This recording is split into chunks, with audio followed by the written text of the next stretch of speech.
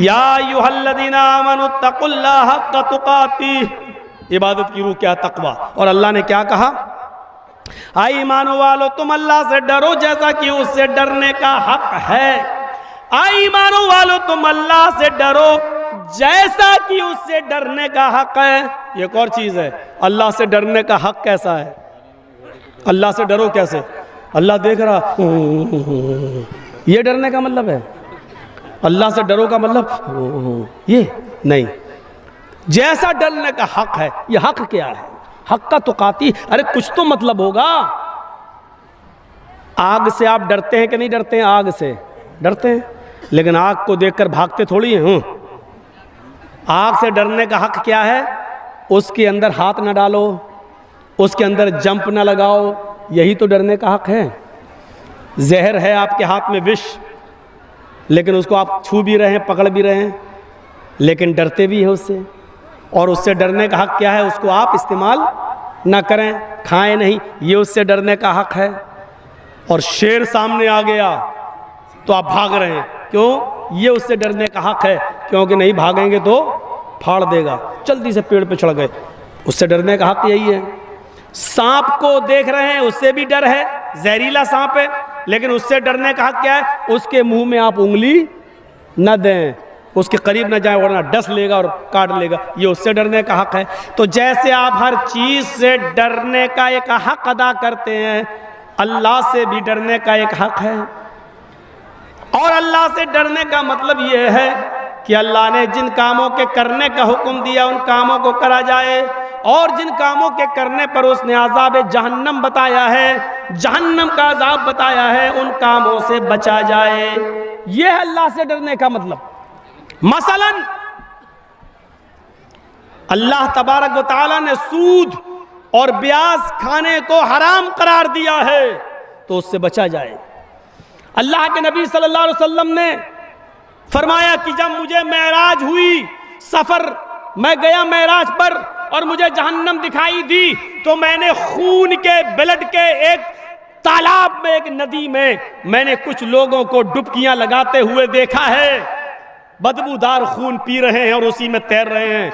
वो निकलना चाहते हैं, फरिश्ता एक पत्थर मारता, जब वो किनारे पे आते वो फिर बीचों बीच में पहुंच जाते और उसी बदबूदार खून में पी रहे हैं, खा रहे हैं और उसी में हैं।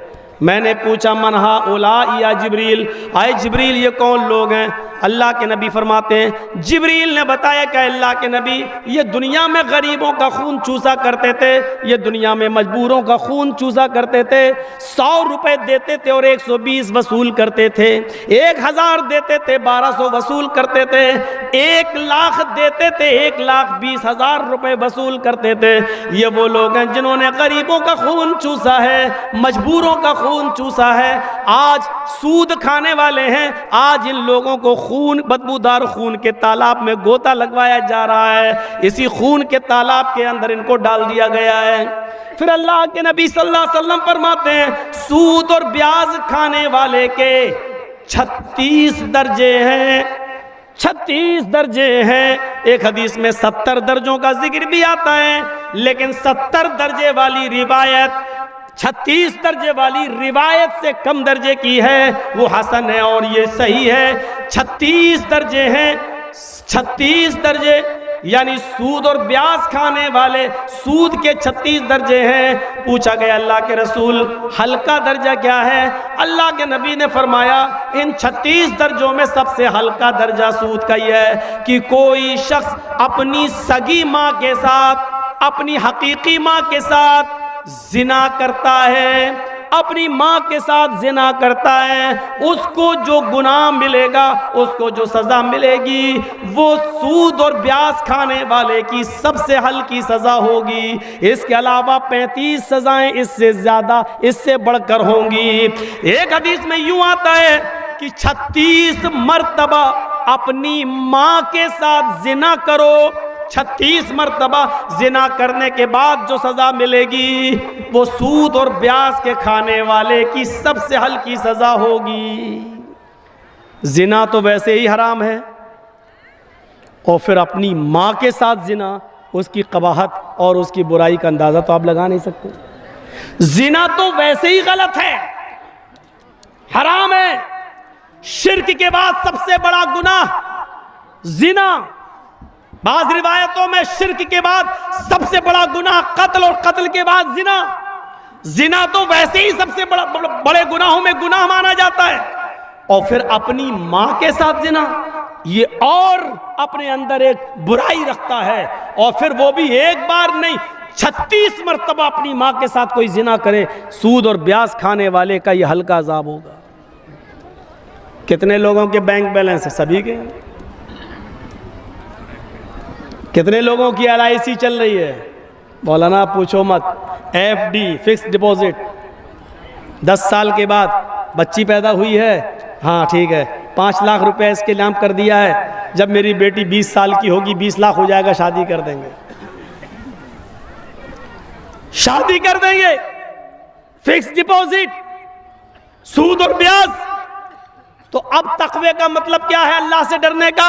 अल्लाह ने जब इसको हराम करार दिया, नबी ने हराम करार दिया है, तो इससे हम बच जाएं। जो चीजें बताई गई हैं इमाम कायनात अल्लाह ताला ने, नबी अकरम ने उसको हराम करार दे दिया, तो उससे बचा जाए। यही तकवे का माना है। एक और चीज, एक और मिसाल से समझिए।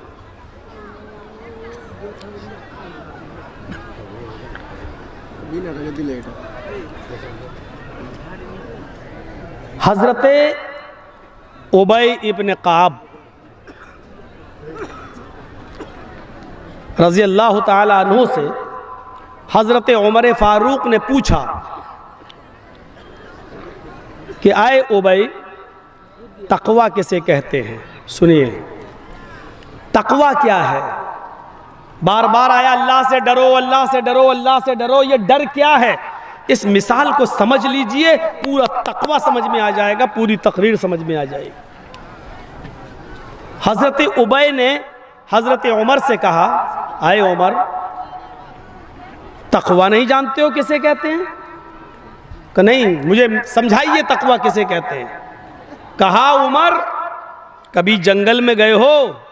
हाँ।